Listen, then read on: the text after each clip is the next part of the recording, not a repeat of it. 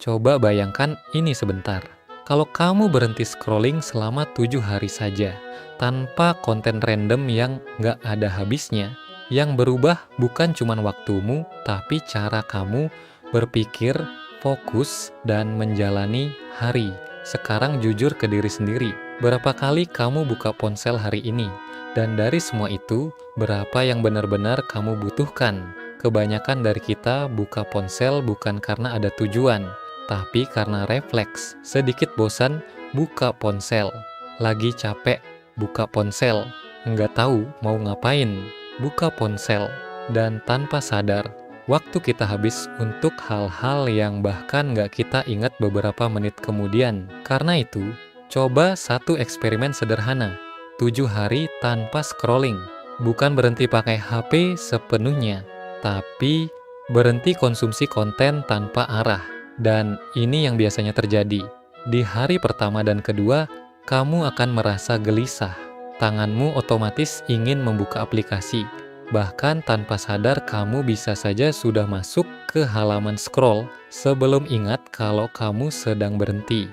Yang paling terasa adalah rasa kosong. Hal-hal sederhana tiba-tiba terasa membosankan.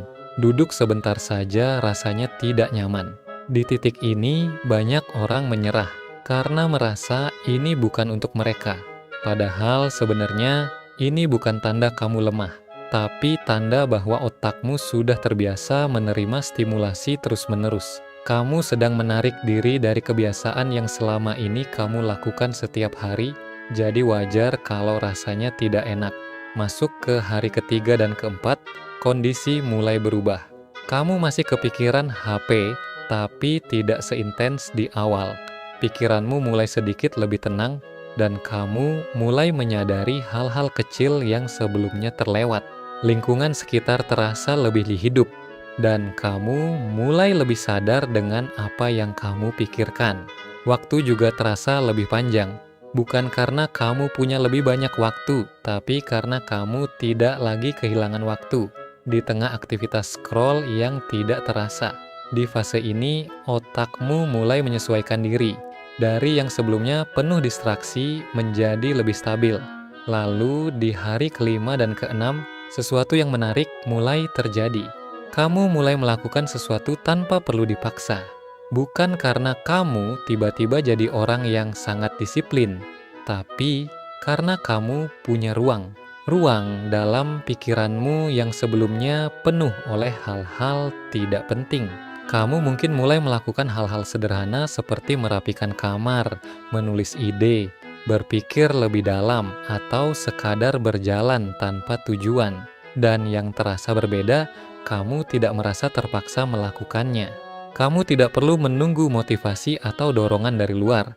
Kamu hanya mulai saja.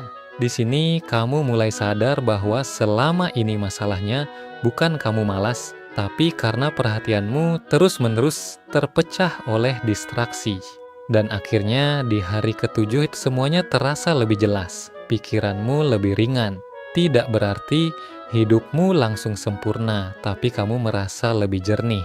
Kamu mulai lebih sadar apa yang penting dan apa yang tidak. Kamu juga tidak lagi mudah tertarik oleh hal-hal random yang sebelumnya selalu berhasil mencuri perhatianmu. Kalau sebelumnya sedikit bosan, langsung membuka HP, sekarang kamu bisa diam tanpa harus lari dari rasa itu. Di titik ini, kamu mulai mengambil kembali kendali atas perhatianmu.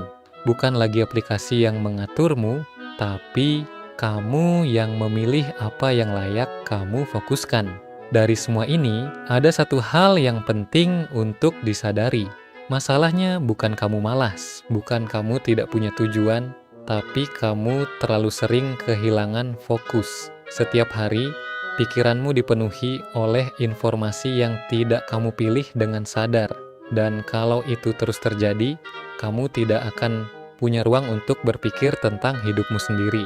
Jadi, kalau akhir-akhir ini kamu merasa mudah lelah, sulit fokus, atau merasa seperti jalan di tempat, mungkin kamu tidak butuh motivasi baru.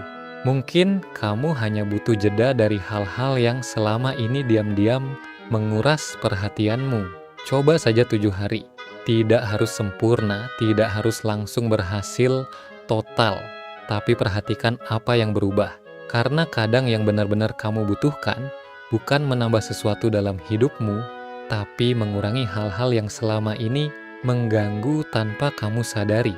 Jika kamu merasa video ini bermanfaat, kamu bisa bantu like dan subscribe agar channel ini terus berkembang.